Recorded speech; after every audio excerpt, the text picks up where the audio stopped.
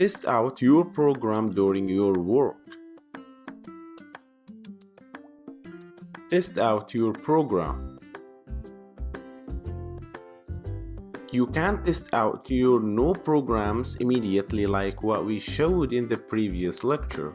So a good practice is to have your command prompt open at the same time that you have your text editor open. When you save your changes in your text editor, you can immediately run the program from the command line, allowing you to quickly test the changes.